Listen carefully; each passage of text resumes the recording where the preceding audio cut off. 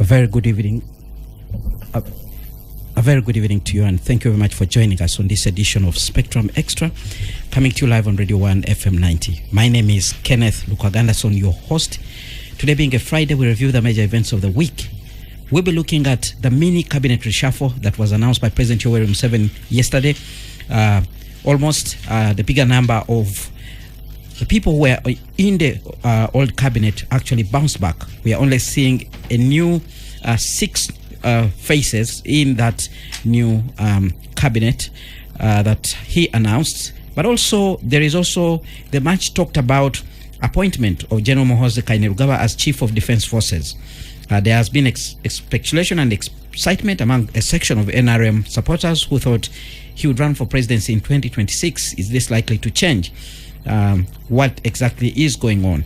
The cabinet has remained the same, almost 6 new faces.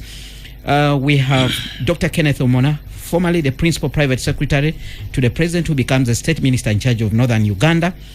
Sironko District Woman MP Florence Nambozo Wamala is the new State Minister in charge of Karamoja Affairs. National Female Youth MP Fiona Nyamtoro is the new State Minister in charge of Minerals.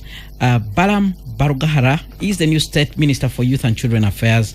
And General Wilson Mbasu Mbadi, who has been the Chief of Defense Forces, is the new State Minister for Trade after being dropped from the position of CDF. Dr. Mary Goret Kitutu and Agnes Nandutu were all sacked from their Karamoja dockets.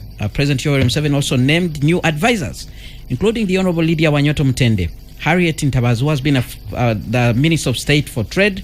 Grace Freedom Queen, formerly State Minister for Northern Uganda, is now also an advisor. Vincent Sempija, former Minister of Defense, is also an advisor in that particular regard. But the President says their respective areas of advice will be announced later.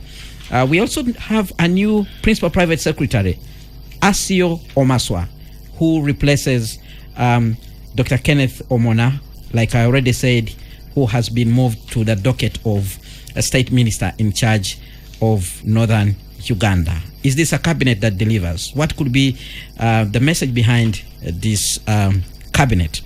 We'll also be looking at the Dokolo by-election results. Ms. Sarah Aguti of the Uganda People's Congress emerged winner in that by-election, which was conducted yesterday.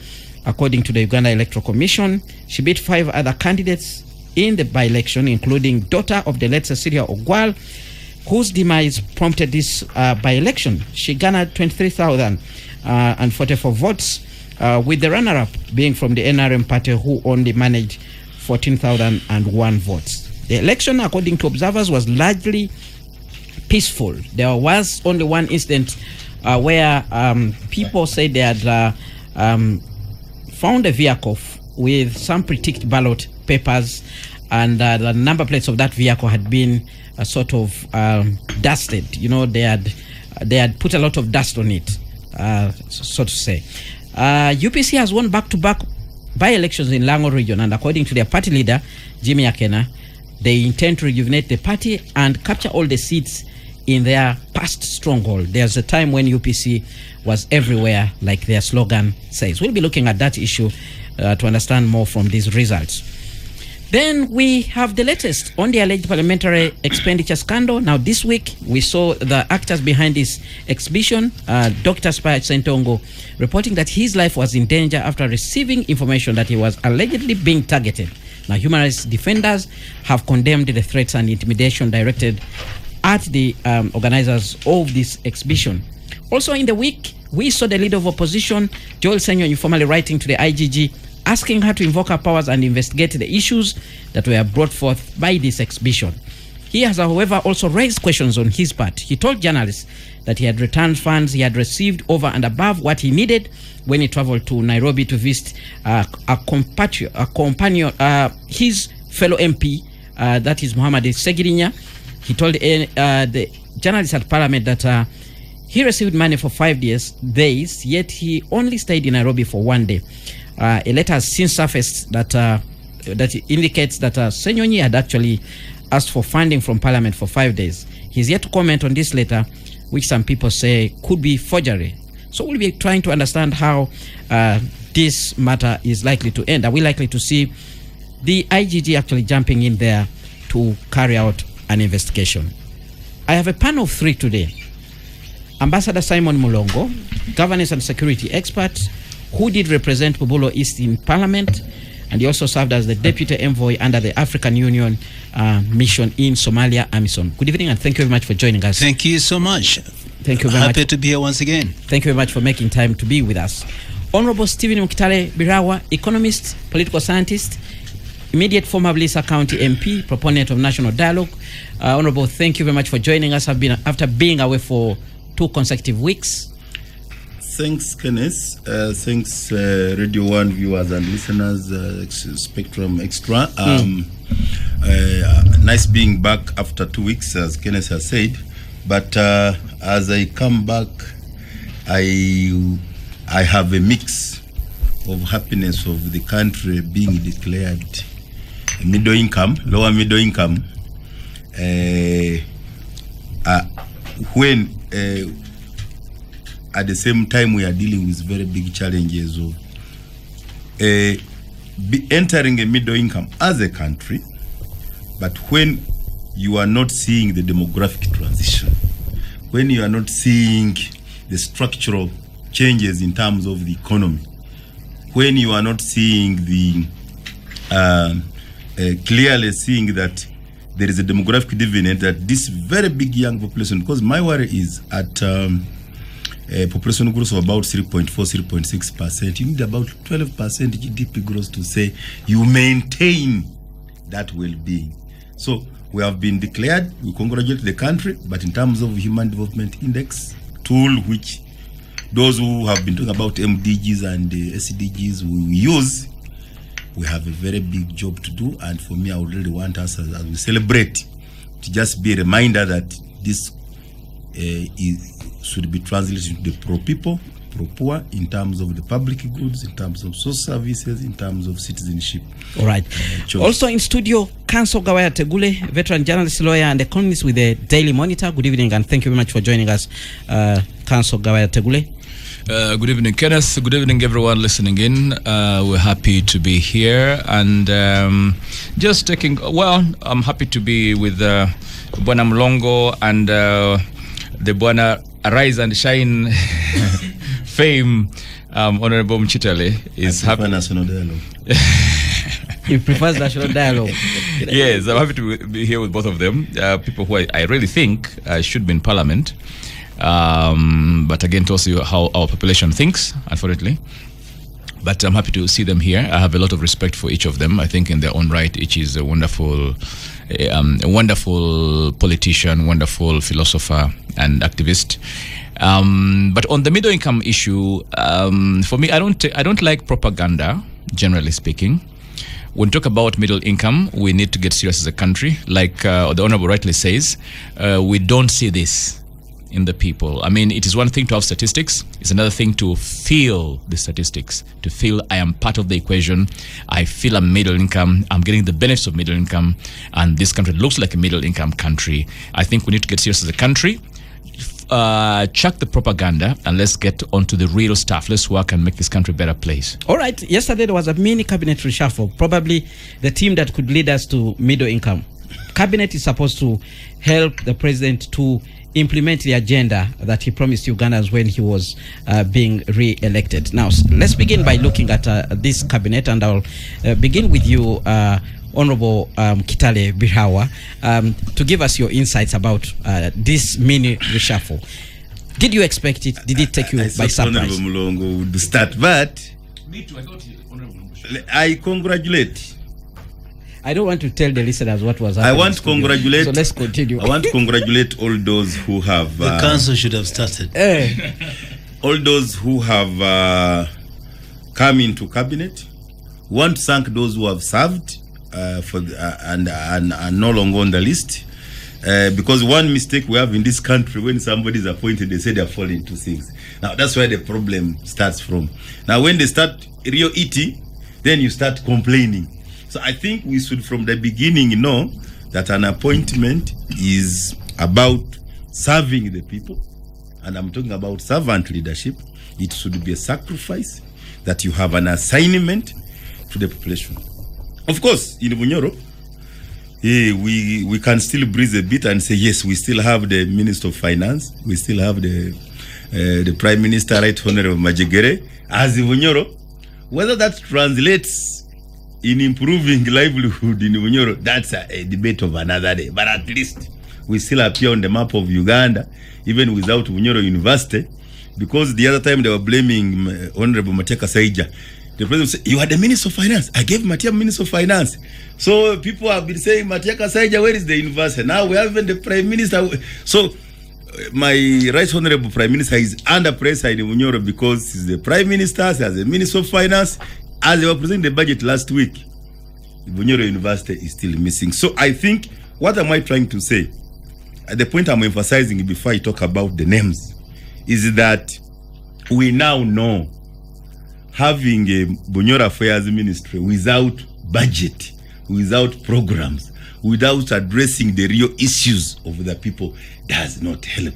But as I said, in the culture, as a son of a head teacher, an Anglican at a Rotarian, I still congratulate everybody, even when I know the task before them is not very easy. But interestingly, now, first of all, when the president retains 95%, I think, of the cabinet, I think the intentions he appointed them, according to him, he meets the intentions. Because people are saying, so if the, I don't want to use I don't know whether I'm using the literary meaning or whatever. The timing is that we are going for elections. Registers are being updated. Electoral Commission gave a roadmap long ago. So if that is a team which the president, according to him, is what will deliver another political election victory, then Majegere is doing a good job and the VP is doing a good job, and that could be the reason why. And yet the other part of the populace may have contrary views. Are you suggesting that the president appoints the cabinet only for winning an election? I am saying, depending on what you understand to be the reasons why people... Well, you've been a politician for quite some time. Maybe you can help us. Over the time President Yoweri Museveni has been appointing cabinet, what is always behind his mind, looking at the kind of people he actually appoints? I started by saying the culture in Uganda is very unfortunate. Whereas it's a very big task as a minister to deliver to your country. But you saw our ministers being stuck in Mabatis for their constituencies. So ministers are under constituency pressure, village pressure, district pressure. Yet a minister is a nation. Even for me, the 15 years in parliament, I first looked at myself as a national MP. Yes, national MP, chairman, national economy, on all those committees I worked for. Actually, one time they were saying, how can you be chairman, national economy, and a member of budget? You are working on tarmac roads everywhere, but you as of police are not coming. But when they came in the 14th year, they came, all of them. But the point I'm emphasizing, can we have some national leaders? National leaders, yes, you come from Bunyoro, but when you come to serve the country, you serve the nation. And the pressers, the politicians, both MPs and ministers are getting. When I was chairman of National Economy, for example, we found out at one time that all loans would be shared at cabinet, all projects. Senior Mlongo, you remember one time when I requested, and the speaker, both Kadaga and at one time Sekanda agreed, we put a condition. Before you pass any loan, put a map. So you, a minister who is coming, show me this water project. Are the 15 regions of Uganda benefiting? And is there another one being implemented? So if the first one was only in Uganda and in Western Uganda, can I see some semblance going to and we made it a condition. All right, and that helped us, because for me, my concern, the point I'm emphasizing here, that we are a country, we are a republic with different regions. So when we are doing appointments, we must resonate with the national character, the national outlook, regional balance, equal opportunities. Of course, in terms of gender. So doesn't this cabinet meet that threshold, Olombo? That should be the question we are answering. I have avoided to descend to discuss individual names. I'm not asking you to discuss names. Yes. Look at the cabinet list and tell us, is it not doesn't it portray a national outlook? I was talking to Paul and Masindi yesterday, and they said Masindi, where the arms came to liberate Uganda, to those, again in quotes, because there are those who will not agree with me that it was a liberation, came from Masindi Barracks. So at least Balaam Barugahara, not elected, has represented Masindi. And Masindi, Bulis has never had a minister since NRM government came. Kiriandongo district has not seen a minister in the NRM government. So when Balaam Barugahara Atenyi, we congratulate him. The three region, the greater Masindi, Kenneth, as you know, is now represented by at least Dr. Balaam Barugahara, though not elected, but coming from the background. And that's the other point I want to talk about. But you see, Honorable Mukitale, PLOU has as a leader who is looking at the national angle of this country, it will be really very unfortunate for you to discuss Balaam as somebody who is representing Masindi. Please. Once you become a minister, you serve the entire country. That's why I'm asking, does this cabinet represent the country the way you were saying? The point I am saying, without Balaam Barugahara in the cabinet, Masindi, Kiriandongo and Bulis has no minister. That's the point I was making. So it depends on how you interpret it. Hoima was telling me that without an ex-officio, Madame Mugasa, Masindi, Hoima also doesn't have an elected. So I'm now giving you the political feelings on ground. There we are helped in Hoima and in Masindi by two ex-officio ministers, meaning the elected one did not convince the president. That's also another point, and I have no problem. I'm one of the people who believe that actually that cabinet should not come from elected MPs. I believe in technical ministers, and I think Kenya, of course, it's a big debate also now in Kenya. There are those who are saying that the non-elected technical ministers perform better. So that's a very good debate, and I think we should actually balance in Uganda. Why I started by saying these constituency ministers have too much pressure. When he's supposed to be going to Karamoja to deal with challenges in Karamoja, to go to Kisoro, to the peripheries, somebody is already in his constituency campaigning to uproot him. So it's very unfortunate. I've not been a minister, but this is a time when the ministers disappear in parliament. You want the man to come and answer in a committee, but he's losing a constituency. So we are very unfair. And for me as an advocate of national dialogue, I am saying from this list, the majority are actually members of parliament. That one I did submit, but I'm saying they serving? Does a constituency elected MP service delivery at a national level as an incumbent non-elected would serve if I have a full-time minister who doesn't have this pressure that you have to take some mabati, you have to do some burials, that you have to do pay some school fees. I think as an advocate of national dialogue, I would advocate this is one area we need to look into. And I was ending by saying what we also saw in this cabinet reshuffle, that PLOU is a force to reckon with. That PLOU has delivered people who earlier would not have come in cabinet. At least. How sure are you about that? I mean, these people that have been appointed were already known to President Yoweri Museveni.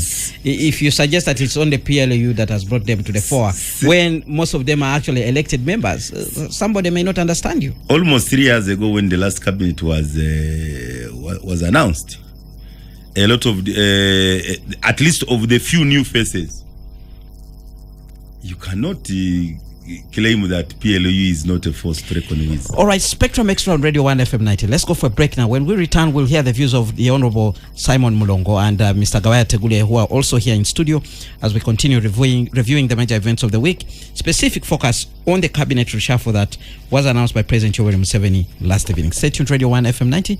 We continue after this break.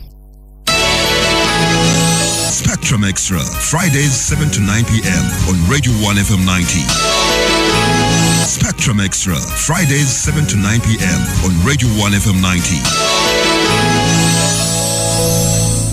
Well, thank you so much for staying with us on Spectrum Extra, live on Radio 1 FM 90, broadcasting from the Central Building in the heart of our city, Kampala. We are live on our website, which is www.radio1fm90.com. You click on the icon with the word Listen Live. We are live on DSTV audio channel 897. On StarTimes, our audio channel is 97. You can also listen to us via the different radio listening apps, which can be obtained from the Google stores with your smartphone. Download any, look for Radio 1 FM 90, and as long as you have an internet connection, you should be able to listen to us. Share with us your views via the WhatsApp line 0703 090 090, and the guests in studio will respond to you. We are reviewing major events of the week, and we are looking at the mini cabinet reshuffle. My guest, Ambassador Simon Mulongo, governance and security expert, who did represent Bubulo East in Parliament. I'm actually told he will be running again in 2026, and he did serve as deputy envoy under the African Union mission in Somalia. Also in studio, the Honorable Stephen Talabirawa, economist and political scientist, immediate former Lisa County MP, proponent of national dialogue, and Miss Council Gawaya Tegule, veteran journalist, lawyer, columnist with the Daily Monitor. Now, let's hear the views of Ambassador Simon Mulongo on this cabinet reshuffle. What is your take? What do you read from it? Thank you so much. I appreciate my colleague, the Honorable Mkitare's very passionate and strong points. To me, this cabinet is a mini reshuffle. It's a mini one because the majority of the cabinet members withheld their positions, and congratulations to them. They retained their position. Yeah, they retained their positions. Thank you. So I congratulate them for retaining their positions. But I also want to congratulate and thank my colleagues, particularly from Mogishu, the Honorable Dr. Mary Kitutu Goretti and the Honorable Agnes Nandutu, for having really contributed a lot in terms of serving this country in their respective portfolios. I know they remain very honorable members who are representing their communities, and hopefully they will come off the hook of the DPP's net, because that's one of the areas they have to fight their way out. But definitely they did well. My colleague and good friend, the Honorable Vincent Sempija, who has served, we're together as RDCs. He was the chairman of a district, and he rose to become a full cabinet minister. I also want to thank him for the very good work that he has done, even if he has left the cabinet portfolio.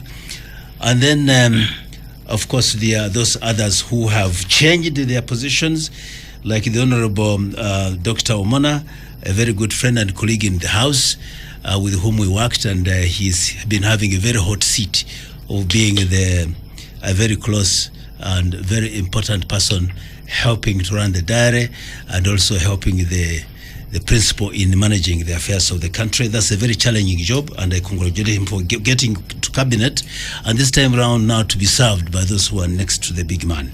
And of course, I want to also thank our president for appointing our youthful colleague Balam for really shooting into the cabinet. I mean, that is quite unique.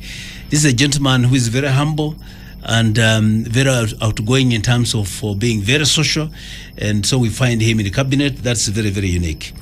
And then I also want to thank my sister, Florence Nambozo Omala, for really making it into cabinet.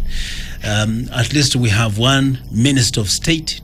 There are two Obama servers, but in the new phase we have the Minister of State for Karamoja now coming in as Honorable Nambozo. The other one being? The other one being Mzee Gidudu. You have Gidudu. Yes. You have John Mulimba. Mulimba is from Samia. Is from Samia. Yes. All right. He's from Samia. What of course. Magode Kuya is from the Teso of Tororo.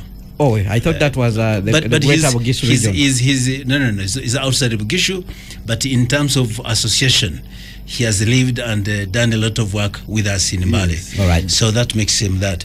But I also want to congratulate the Minister of Defense, the Honorable Both, with whom we've had quite some good history. So really, I want to congratulate all those who have made it in terms of promotion, who have come into cabinet, but also to thank those who have left cabinet for the good work done, the Honorable Ntawazi and so on. Of course, I cannot forget my sister, the Honorable Wanyoto, who is now a senior presidential advisor. So these are really good for us, because as Bama Saba, we now have a very senior presidential advisor, and then we have the new Minister of State.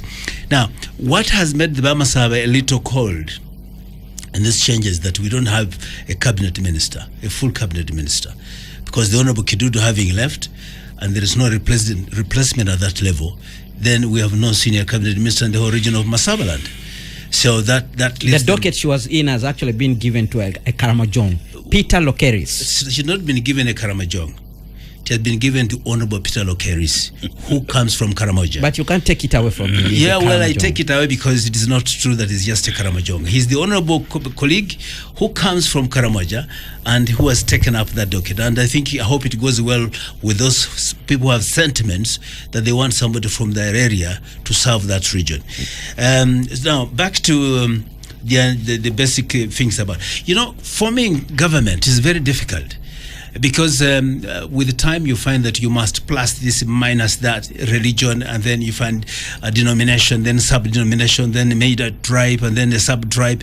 And you talk about Masindi, you have about 25 different tribes that are very major. Let alone some other 30 that are there, smaller ones. So whom are you going to appoint? To please the Banyoro, then the Baruli will be unhappy. Then you appoint a Muruli, and then the Chope will be unhappy. And then you appoint the Bagungus, especially the Bagungus, who think they have been a minority forever. And all this sort is complicated for the president.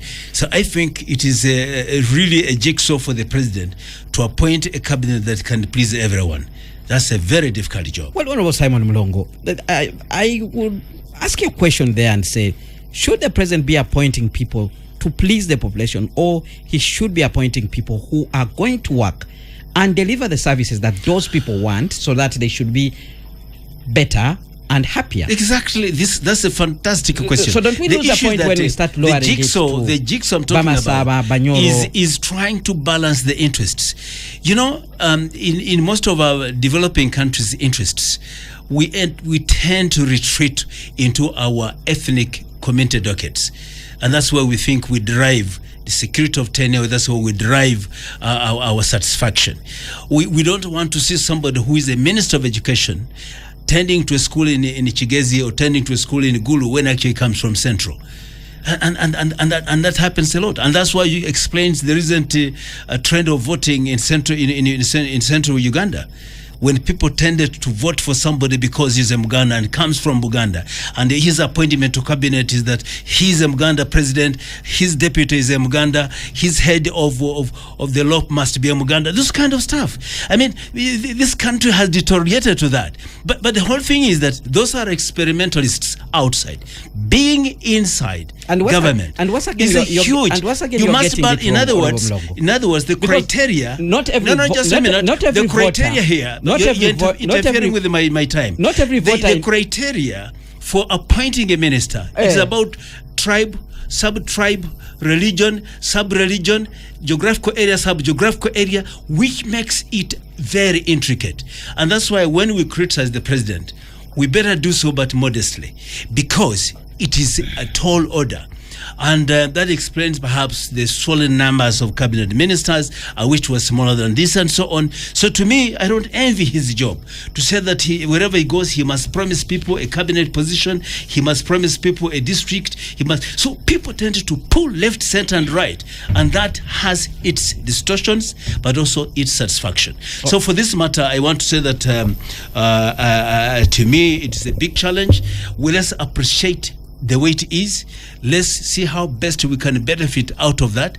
And to me, following your question, is to urge that cabinet ministers must live beyond their own areas of origin.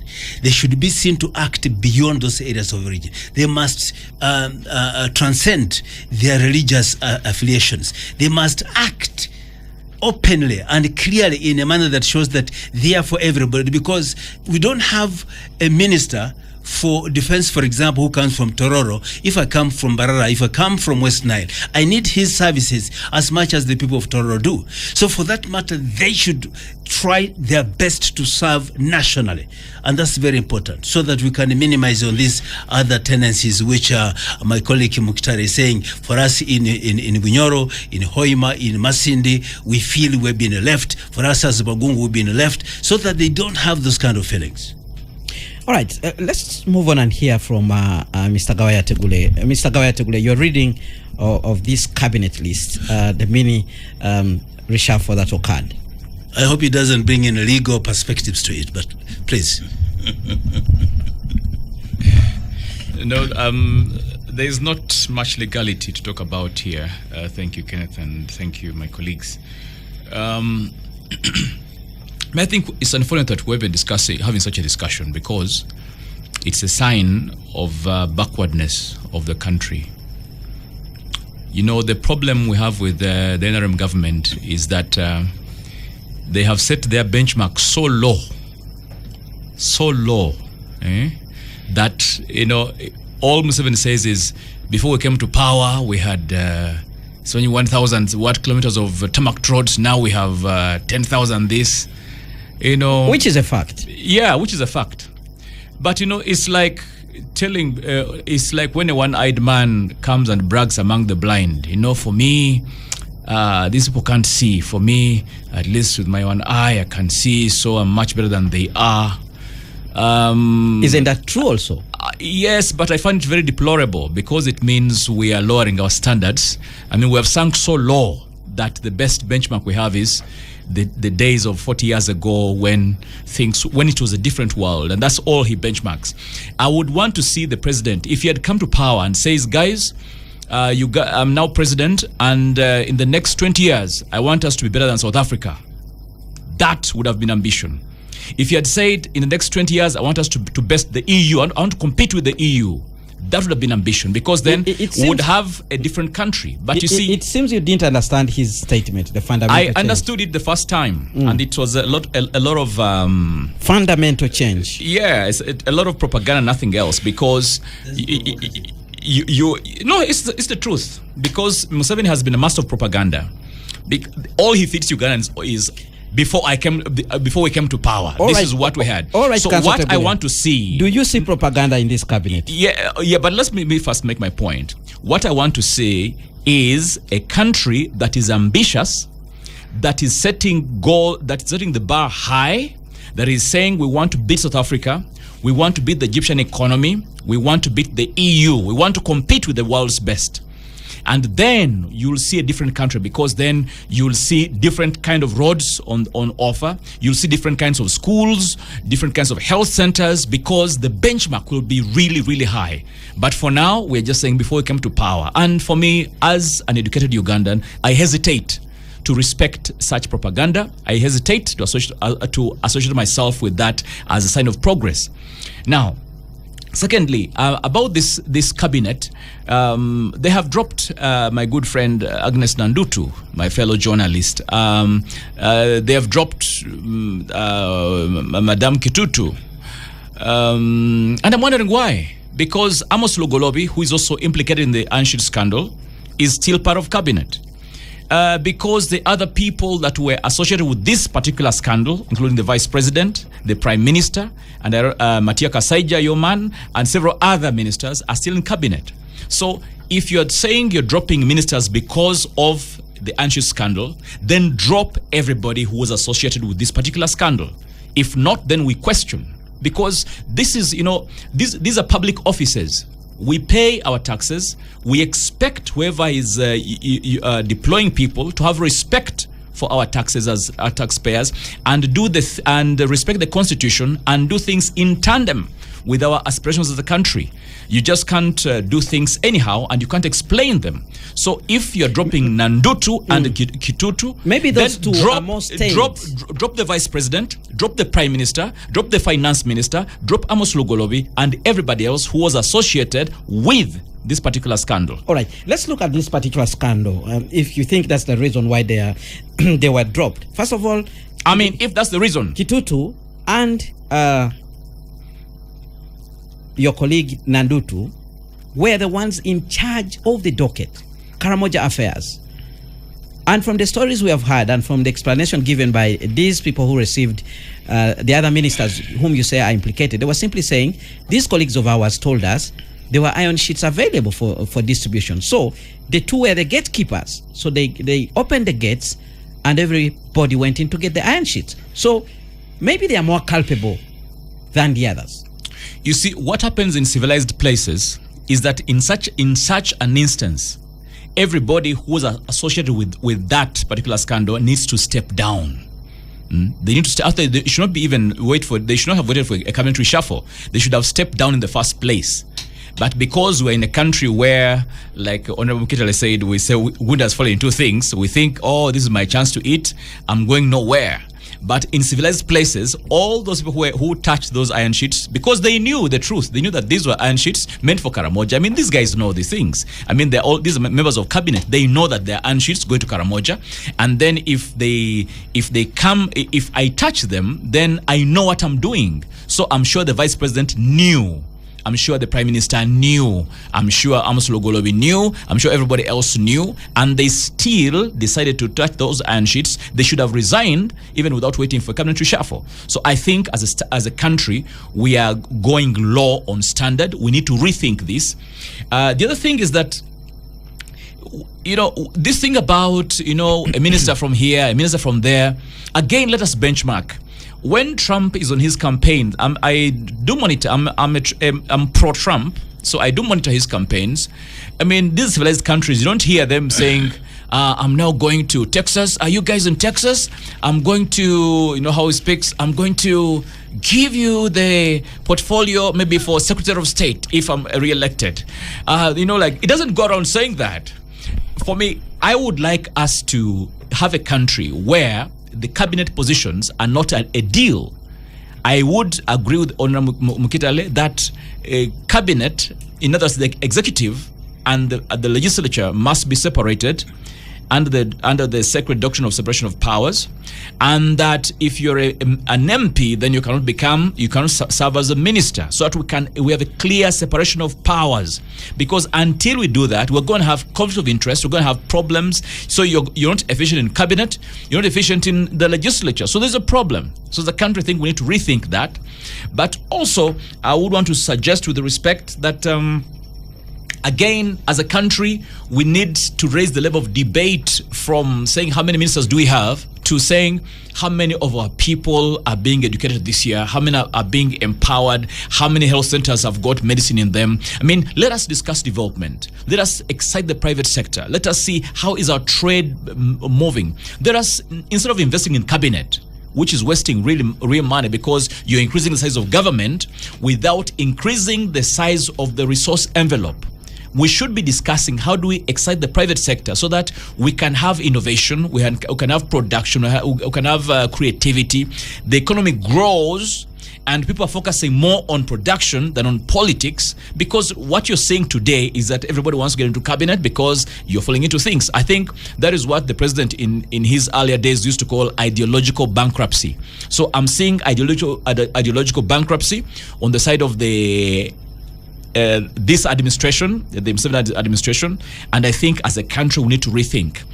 Reduce the size of government, invest in the private sector, let people produce, let people go to produce in the sense of being engaged in productive activities and not in politics. Let us have trade going up, let us have innovation going up, and then you'll see a country developing. Because right now, what we're doing is really just fooling around and then being fed on propaganda that, Gund is now the new this, the new this.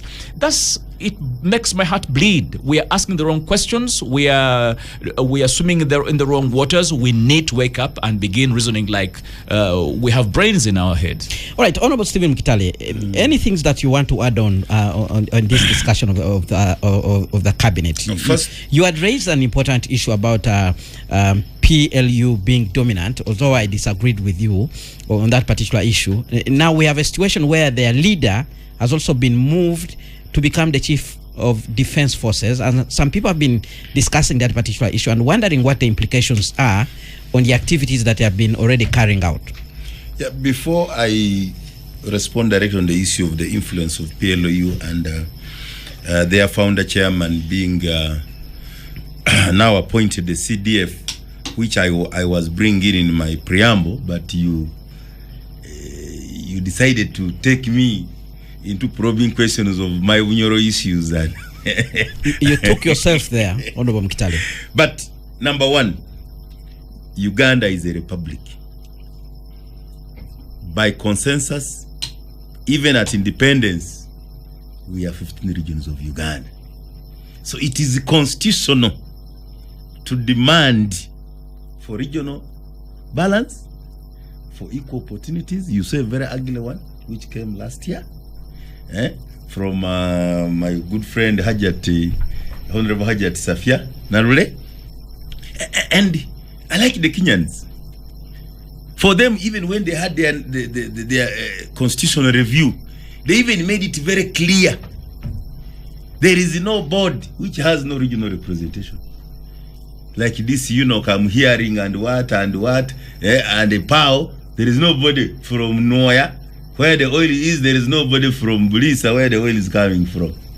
Are you trying to apply to one of them? That kind of disregard of host communities is unconstitutional. So, a sinister is a strong point. That's why in Kenya politics, you can buy an individual, but you can't buy a region. You call it backwards. Because regional representation, citizenship, entitlement, inclusion and participation are tenets of democracy and governance. So we don't want, and I believe in a competitive meritocracy. We can find merit in every region of Uganda. Even if the qualification criteria was somebody of this quality, Karamoja has those people, Bamasavu Bugisu have them, Bunyoro have them, Acholi is qualified, the West Nile has qualified, the Banyachigezi qualified, the Batoro qualified, the Banyoro qualified. So nobody, I am tired of this insult, this arrogance. Honorable, you mean when we have, by the way, it could also mean you have been training one group. You have been training, like I've seen, oil and gas. If for 25 years when you have been working on oil and gas, you don't pick anybody from Noya, you don't pick anybody from Bunyoro, do you expect Bunyoro to have somebody with that expertise when you have used taxpayer money to train only one group?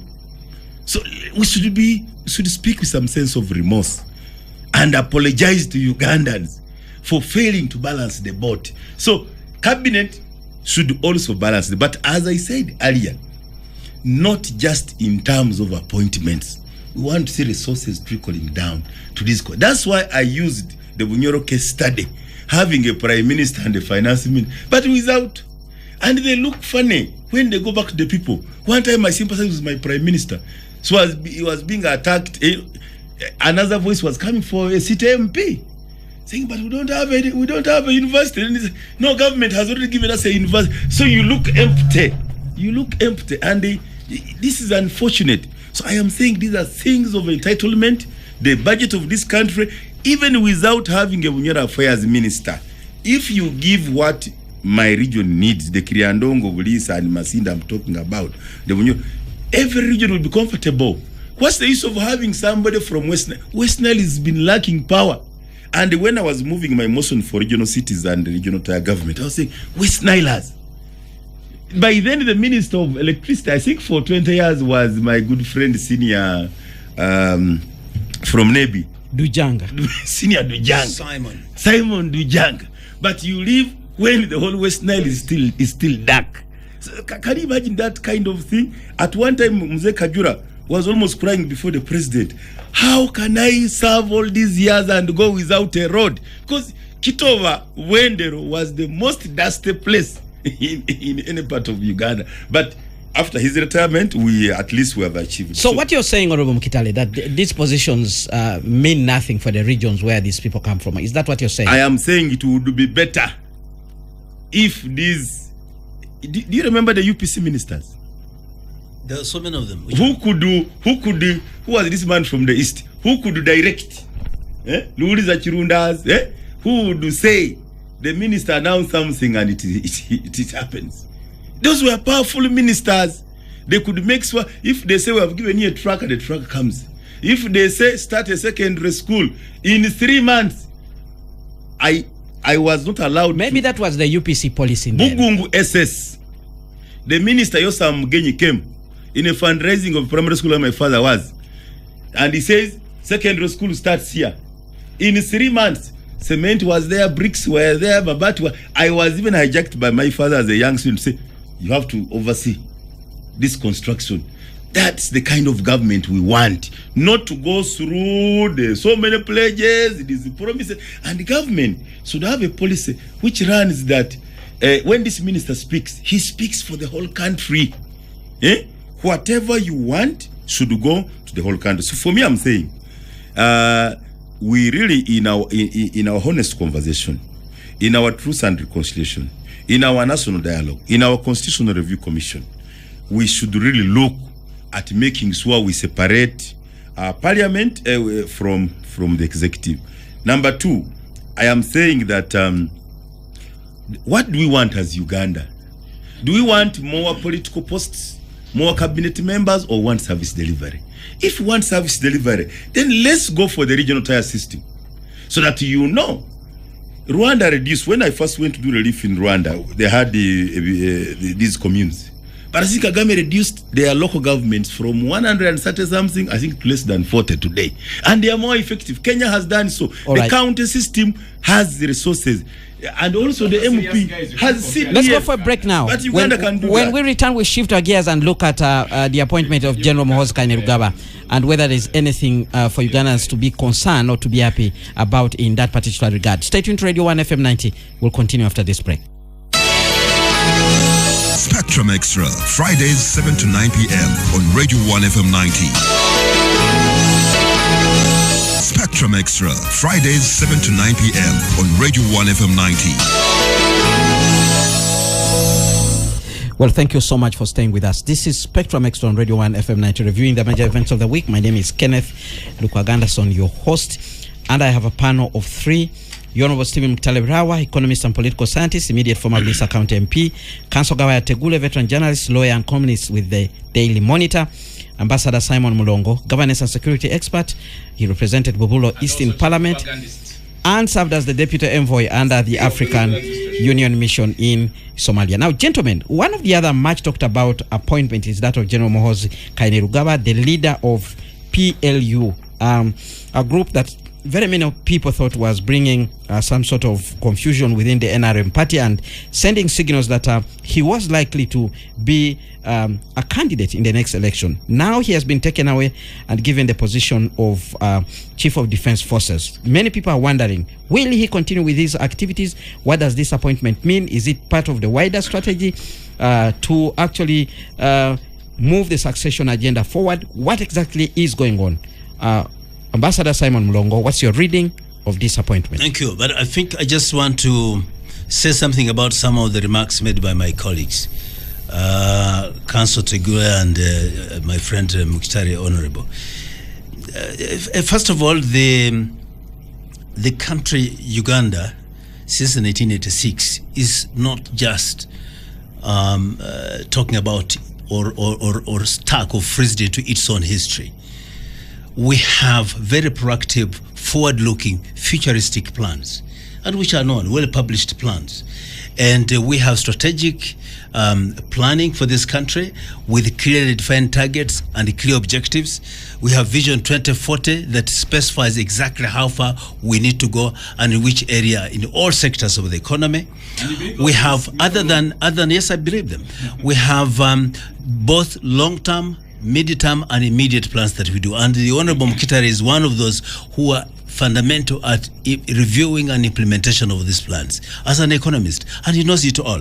So it's not true that we're just talking about history and history. We use history because we must derive lessons. If you think you're celebrating your birthday today, then you must remember where you came from. Then the other one is the issue of being dropped because of iron sheets.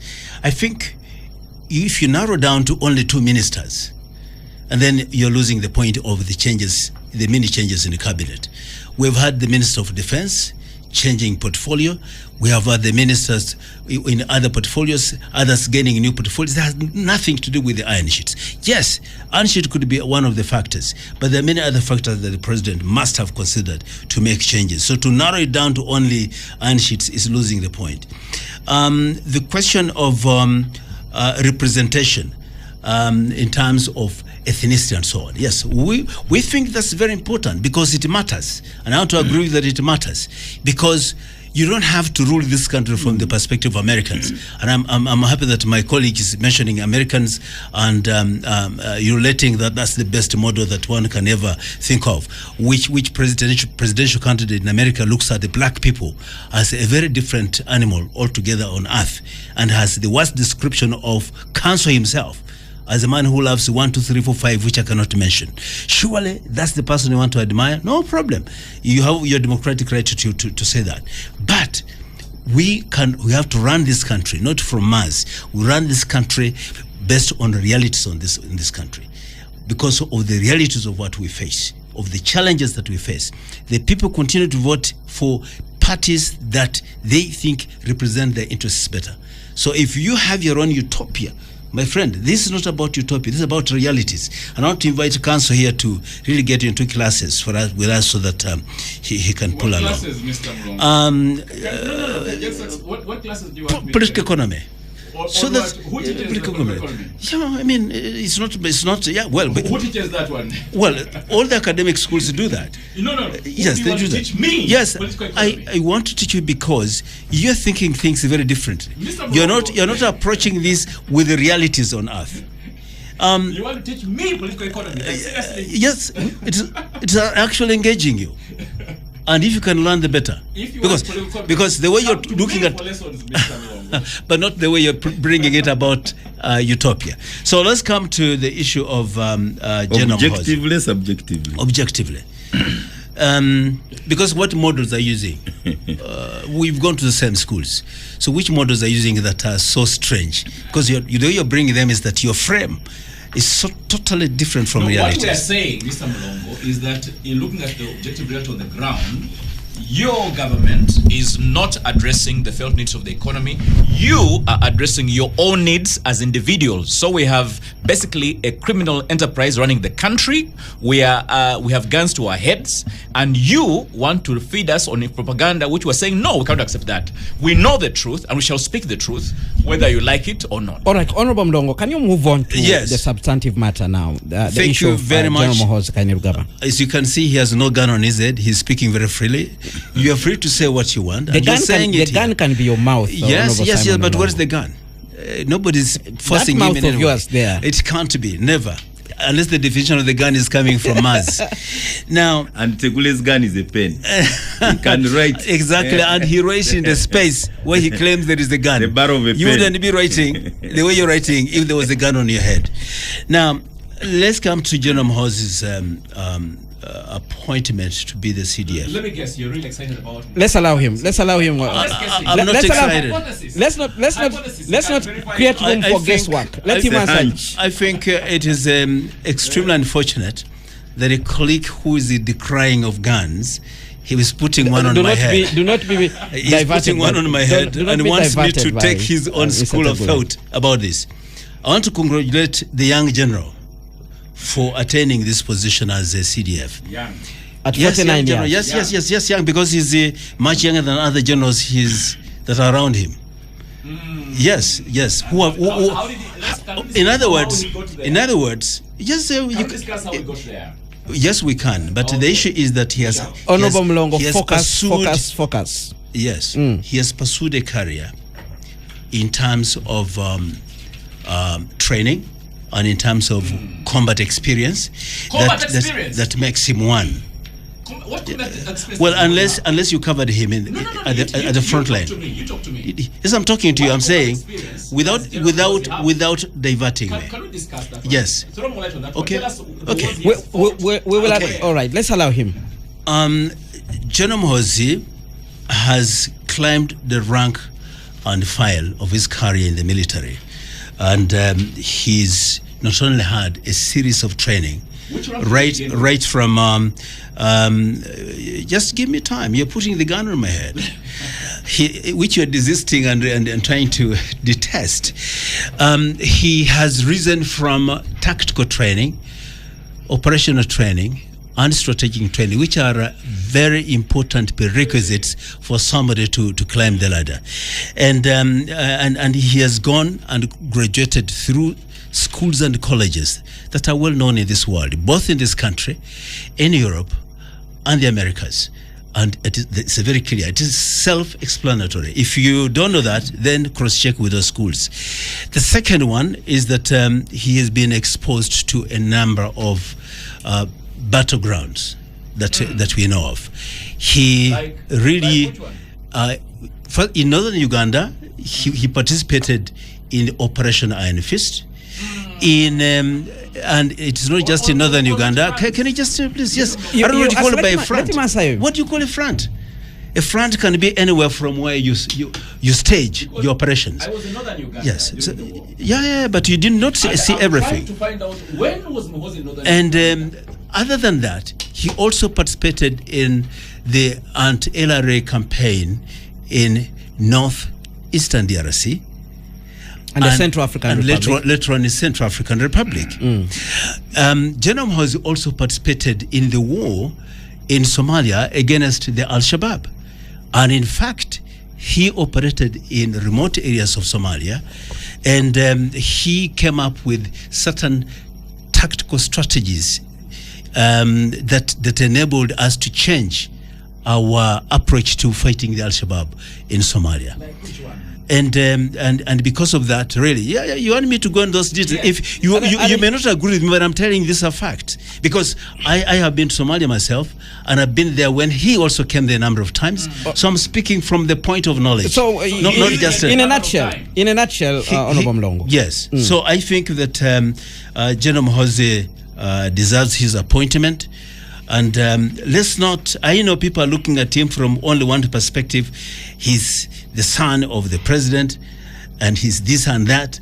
And to me, I want to look, and I want to say that if we're going to look at merit as the Honorable Muktari has been saying, then this merit makes him to deserve the appointment. Now, whether he's going to politic or not politic, I don't want to anticipate. You know, because what am I going to say? That he has not given me his plan that is going to carry out politicking when he becomes the CDF. All right. What I know that is the CDF, and he has worked so much before before this appointment. You remember he was the Land Forces Commander, and before he left and he became a presidential advisor. So really, to me, to say that to question his credentials is very unfortunate. All right. And particularly by the critics who want to look at nothing but negative. All right, let's move on to Honorable Mkitale. Earlier today, the Minister of Defense spokesperson, Felix Kulayigye, addressed the media, and one of the things they are crediting Muhoozi for is actually starting up the current Special Forces Group, which they say is actually his brainchild. Honorable Mkitale, your take on the appointment of Muhoozi Kainerugaba? You see, for me, I come from a fishing background. We were also hunters before the colonialists took away our game meat. But I'm also a pastoralist. We have our own kind of weather focus. We have our own kind of weather focus. So for us, what's the weather saying? So for us, for us, we can tell when it's going to rain and when it's not going to rain.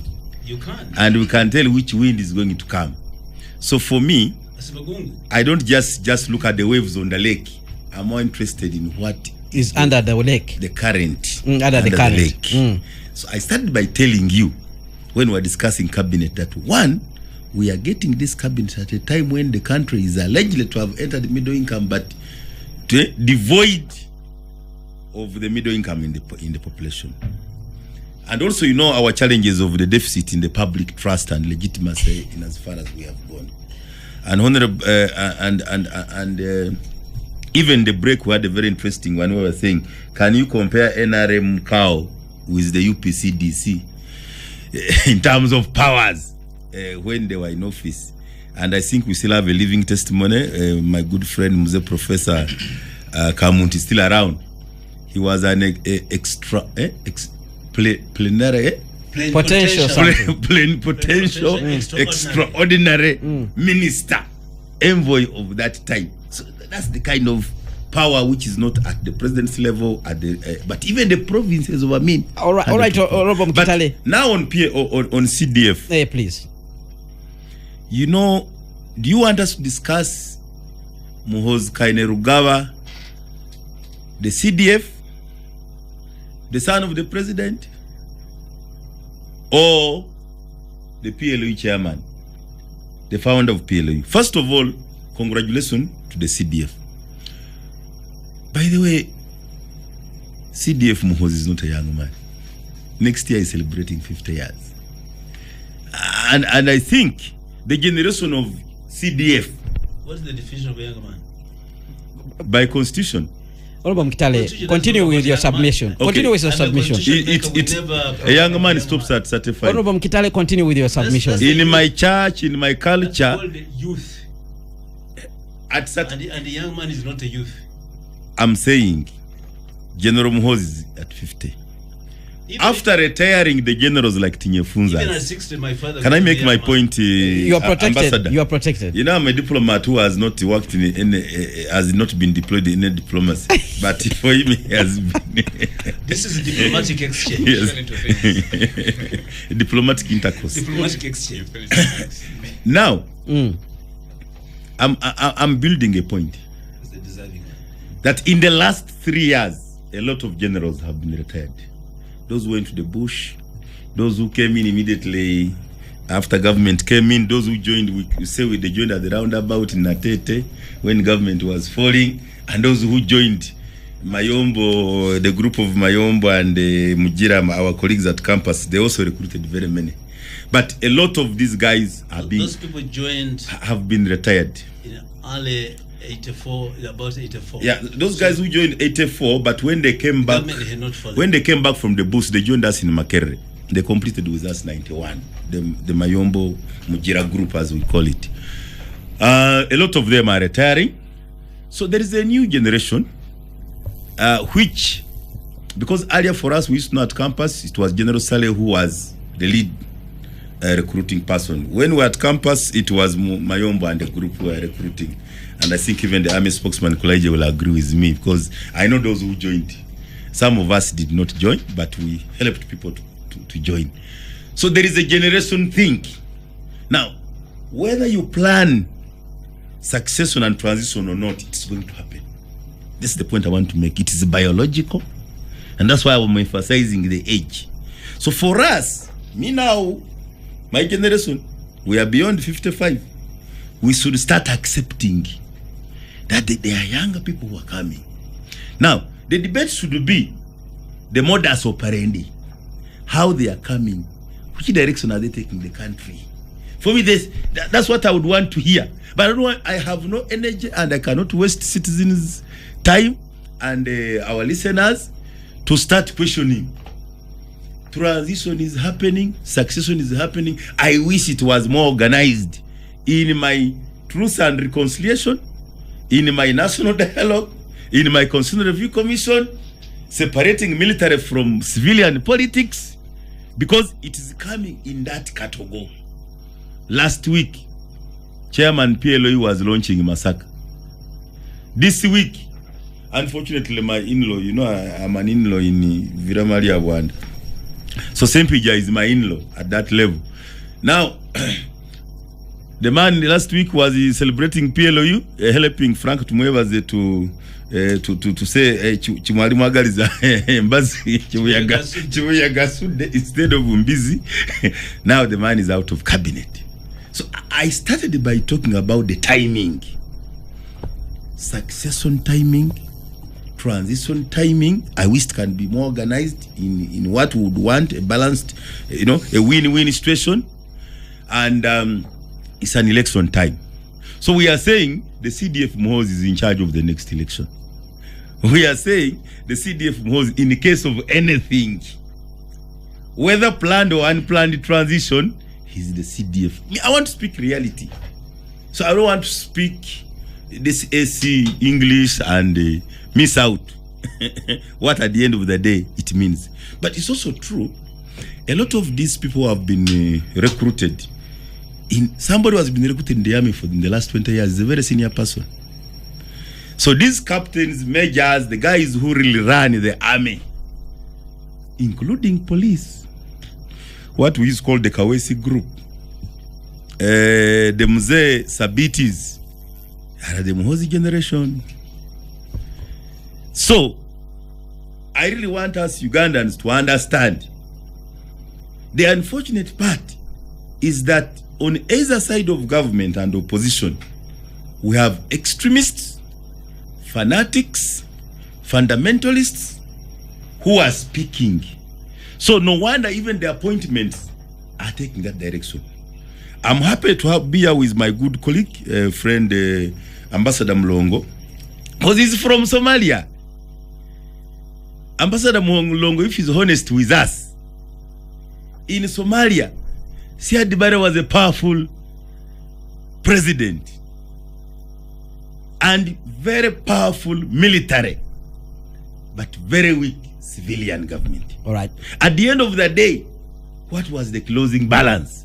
The closing balance was that the military became too powerful than the civilian, and they ended up with those military juntas in charge of the situation. Uganda is in Somalia for failing to deal with, Somalia failed to deal with succession management and transition management, and you can see, became a failed state, fragile first, failed, and up to today, it has taken UPDF and other forces to bring some semblance of sanity, and they haven't arrived. So when we speak with energy about truth and reconciliation, national dialogue, we are avoiding that, because Ambassador Mlongo should be telling Ugandans the history of Somalia. You know, people were discussing about Ivory Coast. People should tell you, Gaba has been cleared from in Ivory Coast. But find out Emperor Hufebwanyi, how powerful he was. And I see the trajectory the Uganda is. We are almost following the days of Mobutu, the days of Emperor Hufebwanyi, where a lot of streets were done, basilica was built, 4-lane roads in that place. But because of the conflict, for failing to manage the military, everything was lost. Even the ADB was removed. Failing to manage the military? I am saying, God forbid, we should not descend there. Okay, then I speak for national dialogue and truth and reconciliation because I see signs of degeneration. I see signs of descending. We came as NRA. We should remain UPDF and National Army. We should not descend again like we lost Uganda Army of Army, which we had a lot of expertise lost. We lost UNLA.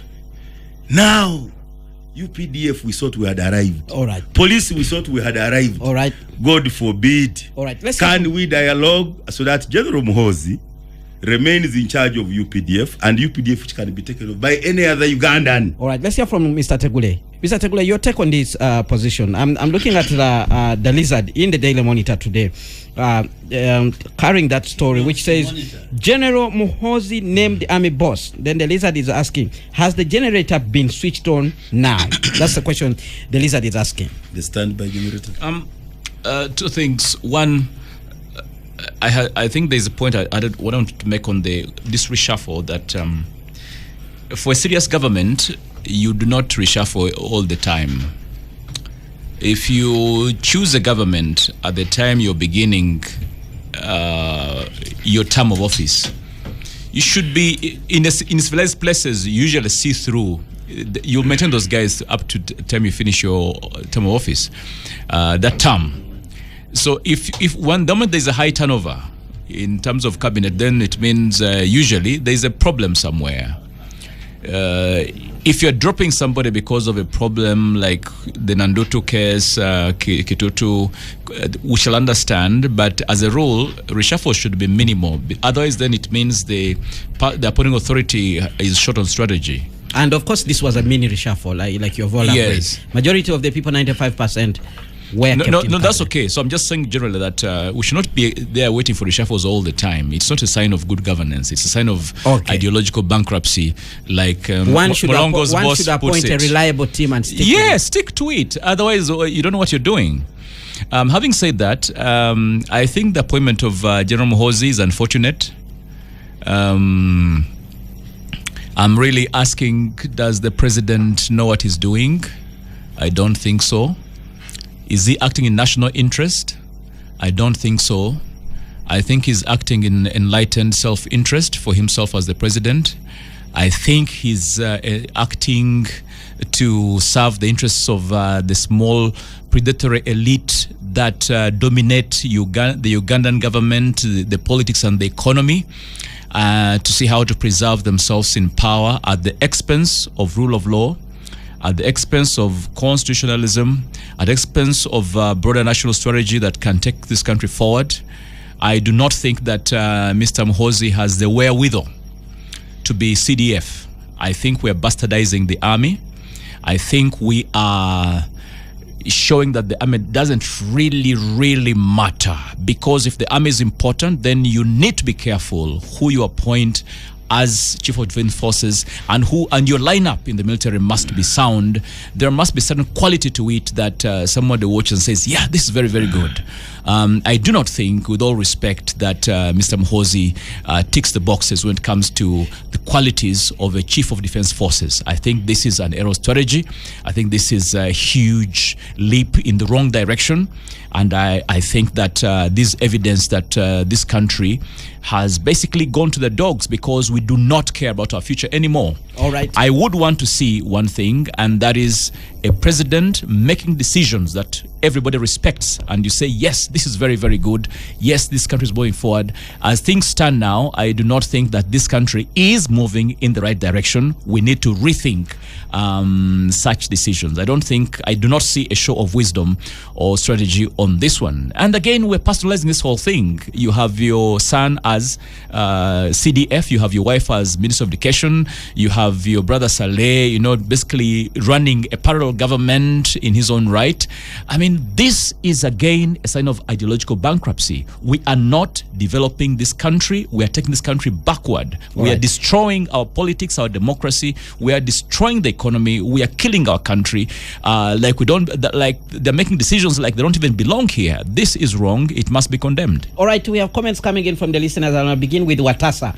Thanks for the program, moderator. For Honorable Kidudu and Honorable Nandutu, theirs is obvious, but also, why is it that it's Gisu's only to serve in Kamoja? However, a quick one to Honorable Mulongo, my former MP Bubulo East, who served under AMISOM. Why are our children in Uganda police serving under on mission in Somalia, not paid for full year and are returning back next month? Any info? That's a question there from Watasa, who is reaching out to you, Honorable Mulongo. We have another comment here. Thanks, Kenneth. For the first time since 1995, constitution which bans participation in partisan politics by serving army officers. Uganda as a CDF is also the head of a political party called PLU. Well, PLU is not a registered political party. Some people actually say it's an NGO. Can Tegule give us a legal opinion about this matter? Several top army officers, e.g. Lieutenant General Tumukunde, who tried to do this, were severely reprimanded and sanctioned. This looks definitely like a double standard. If you sow lawlessness, you will reap lawlessness. Why would the president find this okay? That is John listening in Bwe Yogerere. We have another comment coming in from Peter, who says Kitale's submission is so disappointing. Matia Kasaija is a Minister of Finance for Uganda and not Bunyoro, so decisions have to be collectively assessed. Though I must say the University for Bunyoro is long overdue. The threats against Spire and other social media activists is a revelation what has happened to civil society NGOs for a long time. NGOs are regulated, but unfortunately they are falling to handle public squares like the X app. For free speech and accountability is key. We'll be getting back to that particular point, Chris, when we analyze the issue of the purported parliamentary scam. We have another comment coming in here from Emma, who is listening in from Kitezi.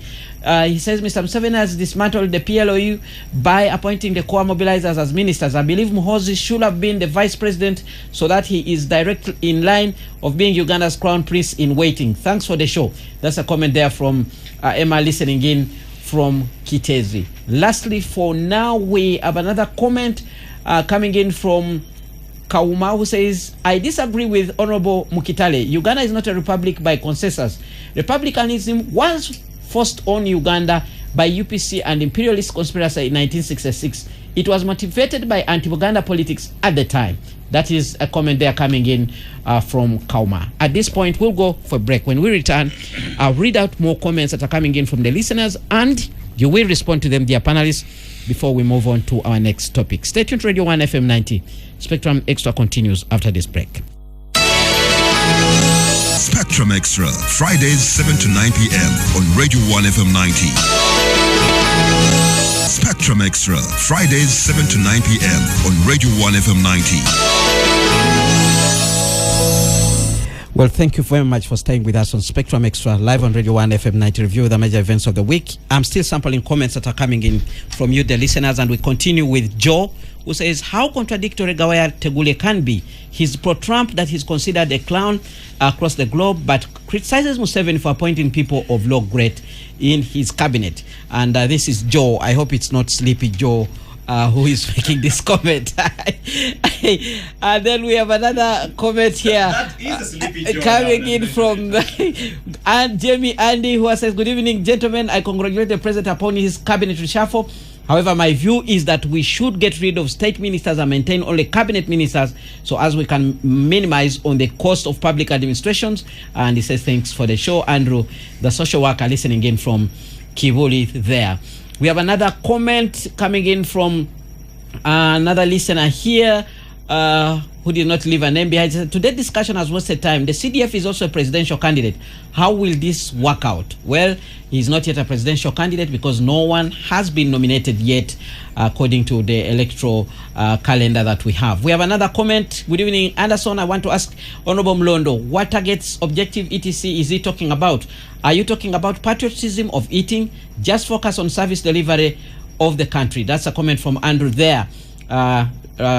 To you, Honorable Mlongo. Stephen Rising says, what has not been talked about, the ministers dropped, is that they were ex-officials. Mabati scandal, that is John listening in from Mbale. Well, Honorable Nandutu was not an ex-official. She's an elected member of parliament for Bududa district. Therefore, she was not an ex-official. At least that one I'm very clear about that. We have another comment. General Muhoozi has been nurtured right from childhood, and remember, he joined as an LDU, and for that I expect good out of him. That is Patrick Eriku, who is listening in here in Kampala. That is Kawala, a suburb of Kampala.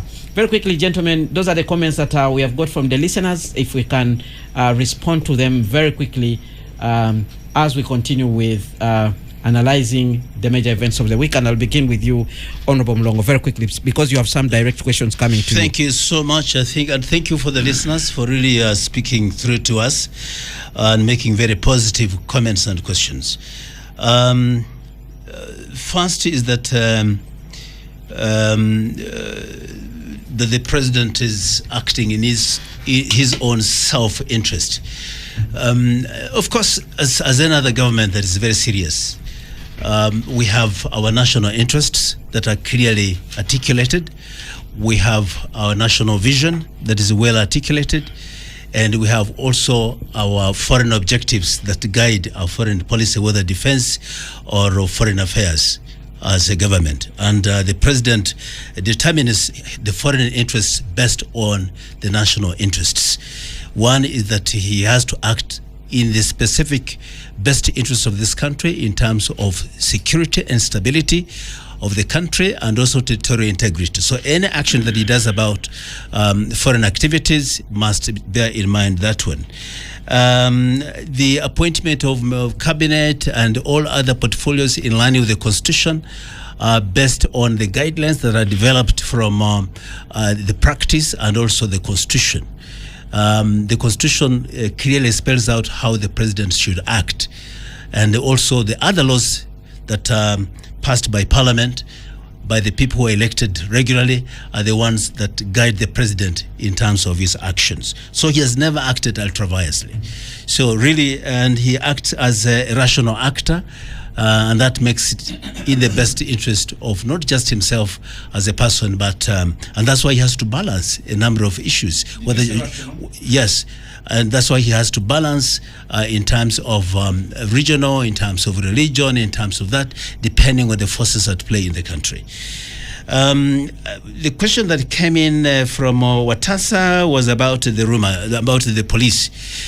Now, the contingents that are deployed in our missions, whether UN or the AU missions like that of Artemis in Somalia, the emoluments have been shared by the international community in terms of who takes care of what payroll. Emoluments in terms of allowances are paid by the European Union, and in the previous year 2021-2022 there were delays because of the transition from AMISOM to Artemis as a new mission that is championing the transition of security responsibilities from the international community, including Uganda and other actors, to the Somali security forces. There was a gap there because they had to negotiate a number of things, to approximate a number of things, realign certain things before the money, the funds would flow. And that was actually settled. So I believe that any gap that could have come is because of those structural changes that came out of the change or the transition from AMISOM to Artemis. The issue of targets, yes, our country is based on long-term strategic plans, medium-term and short-term. In all spheres, we look at the population, we look at our targeted income that we want to have at a given time, and then we look at our national income today, and we look at activities that must be done for us to raise in terms of our national income, whether it's about export promotion and so on, whether it's about import substitution, or whether it is about building a base for our industries to improve on employment, or we have targets, and these targets are reviewed annually. Whenever they read the budget, they show the performance of the previous year, and then they show the targets of the following year. And all these are supposed to be in line with the medium-term plans that we do have in place. So we really have scientific way of running the affairs of this country. It is not haphazard. We're not bankrupt. And as somebody wanted to show, yes, it is scientific. All right, let's we move have on. a strategy. We have a very clear. All right, exactly. let's move Keeping on. power Kitale is one of the key strategic things for everybody voted into power. Honorable Mkitale, Even Trump, when was voted in power, he tried to keep to maintain power, but it went through his fingers. All right. And he started behaving like some backward communities by trying to capture by force of arms the capital. All right. And this is the person he had, and that is the admiration of our colleague. All right, let's move yes, on. he came to power by force of arms, but he did not come into power and retain power by force of arms. He has never done that. So I'm afraid that my colleague is trying to misdirect my conversation. All right, Honorable Mkitale will lead us in the issue of Dokolo by-election. Kenneth, one mistake you made. We are running out of time. You should have told the listeners that when we were in a break, there was some Bagisu man and non-man debate. So that. All right, that's a discussion another day. Honorable Mkitale, lead us into the outcomes of the Dokolo by-elections, where UPC emerged victorious there. What do you think could have informed this outcome? Very quickly. Is it because he's UPC? Minutes. Congratulations, my father's party in Lango, for reclaiming what is supposed to be yours. But interestingly, NRM, we have an agreement with the UPC, my good friend Jim McKenna and his team. When it comes to the MP, they can canvass for votes, campaign for the candidate, and nobody will even fight them. But when it comes to the presidential candidate will not come. So one of the lies I had people complaining in Lango was that Jimmy used the claim that let's vote another UPC person so that I also go and as a presidential candidate. So the debate in Lango was that no, Jimmy cannot stand as a presidential candidate. Jimmy Aken actually told me today that there is no such an agreement with the NRM. So for me, that's what I picked yesterday, last night from the region. But what I'm telling you what's on the ground.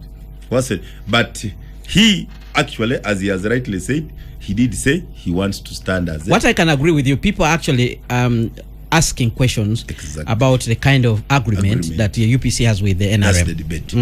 And you know, and by the way, I congratulate my senior brother Byabakama and his team that this election generally did not have a lot of hassles. This is the NRM. It was a good by-election. All right. And also, the voters have defied what was becoming a culture, that a daughter and a son of the former sympathy votes. The sympathy vote has also been defied this time. So that's another. It was even defied in the previous by-election. But can I say that Lango, as I said last time, even the previous by-election, is known for presenting creme de la creme. If you listen to the issue debate in the House from these candidates, if you followed their debate, it has even amplified my energy for regional tier government. I think we should allow every region in this country to determine they were really discussing regional issues, national issues from their base.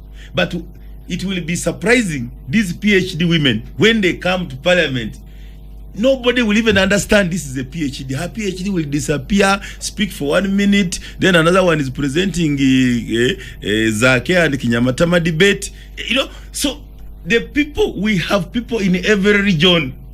The 7, including the one who did finally pulled out, they were really creme de la creme. All right. And I think if we allowed to have regional governments, it would be very good that people can bring homemade solutions. Councillor Tegule, your views on you know I'm an advocate for region Article 172 of the Constitution. Councillor Tegule, your views on the outcomes of this by-election.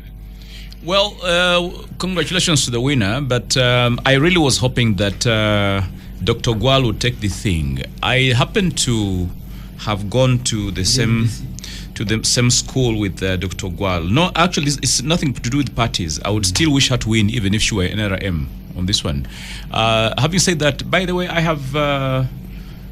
think I have stood with many NRM candidates on occasion when I've thought that this is the right person. I think I've done that. Make no mistake about that.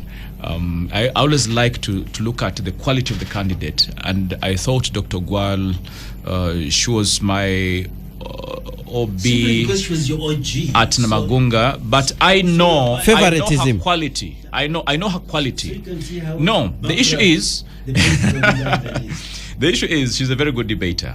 She's a fantastic debater. She's very articulate, and she's a good person.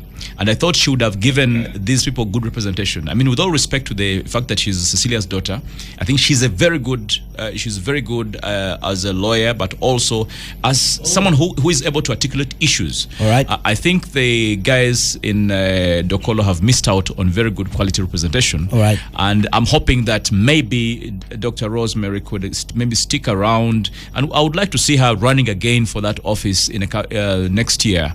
I mean, it's just next elections. Yeah, but nomination is next year. By the way, nomination is next year in November.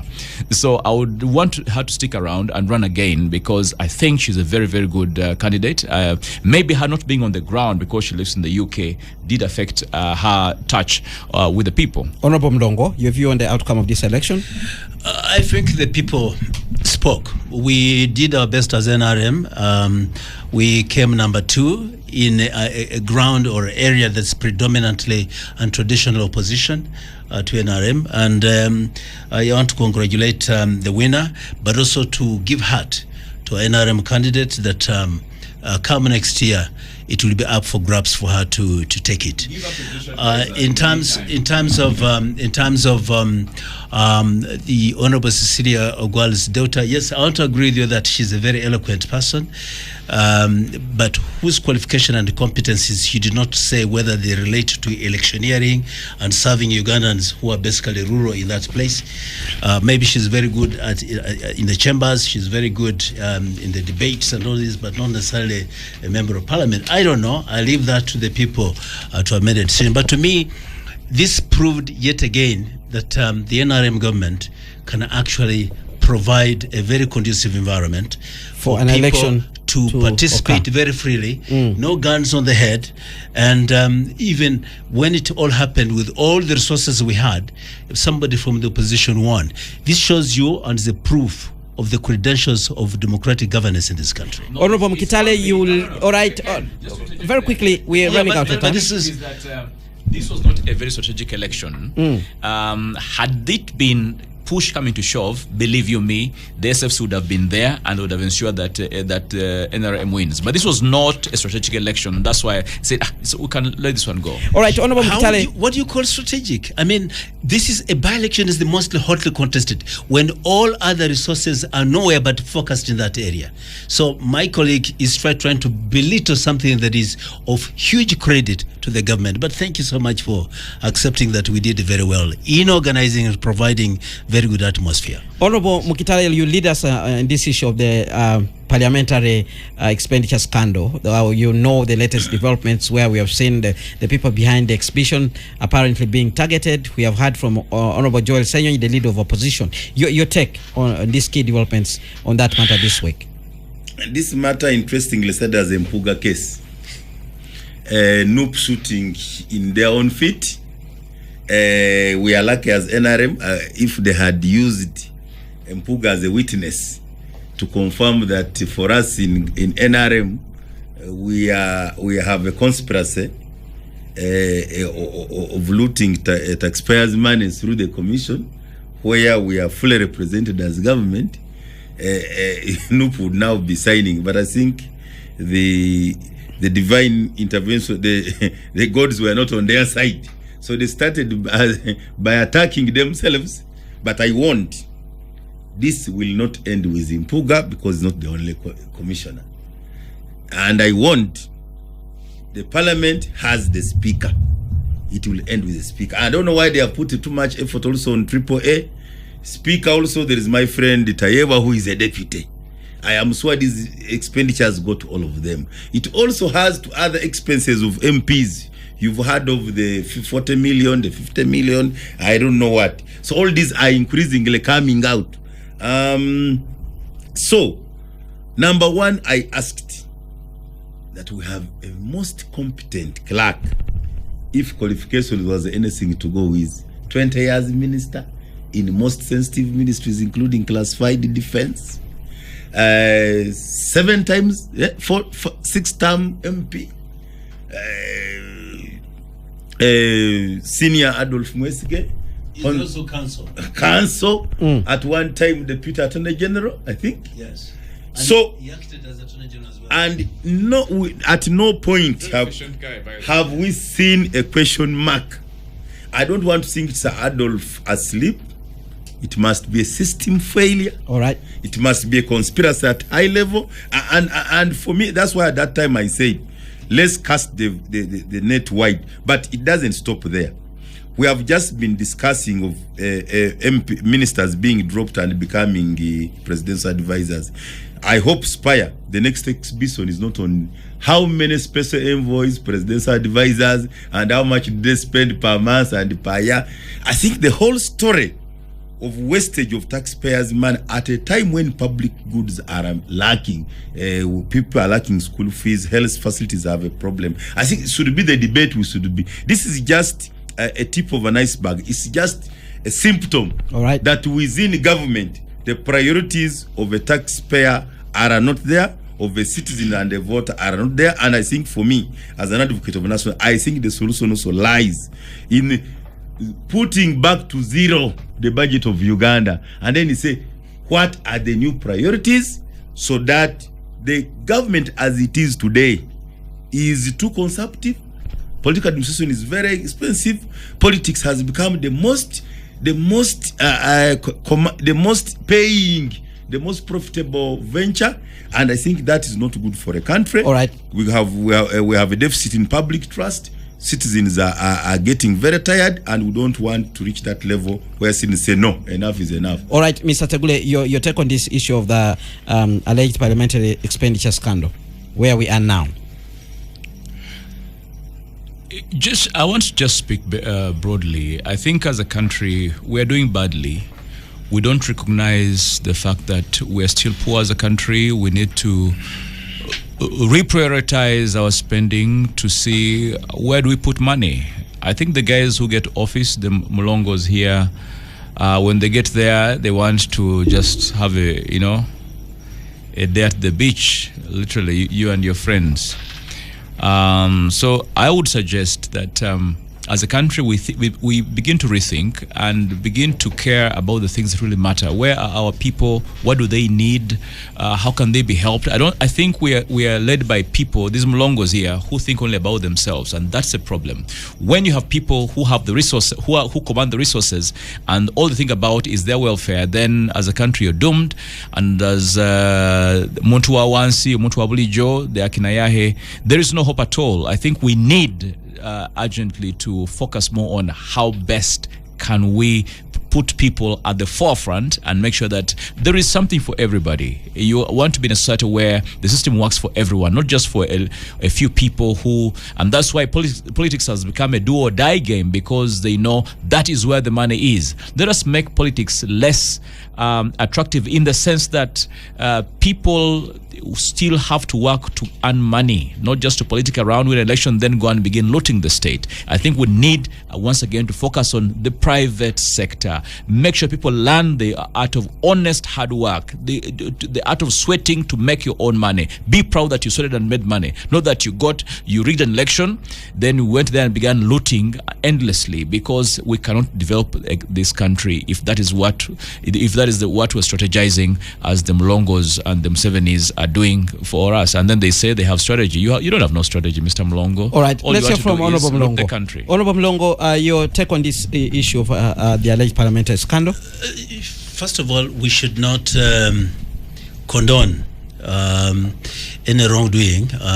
If there are abuse of office or even funds that are meant to be directed to certain areas, we must condemn that. But at the same time, there has to be an approach, procedures and systems for doing it. It is not a point of just hearing one issue and then the whole country is dead. Hearing an incident of somebody who has abused his or her office, then the whole country is dead. Because what our colleagues, some of our colleagues are trying to say is to say that the whole country has gone to dog simply because one or three people have done it. So having said that, I want to say that the Noop that was playing Holly has come to be exposed, and even those who thought that they were much better than others, the opposition who think that they are better placed, they are much holier than others, it has been proved beyond reasonable doubt that they have a very big issue. So the argument, it does not. And I'm saying, and I already stated that anybody who does wrong should not be condoned and should not be left to go scot-free. And I said that, having said that, we have to also agree to the fact that those who tend to criticize NRM, like my colleague here, tend to harp on things which they want to hide from certain realities, and once they're exposed, then they're as bad as anybody in the community. So I think whether it is opposition or those in government, we should unite and fight such vices that are wasting our resources, misdirecting the very targets that we wanted to attain, and we failed to reach them. All right.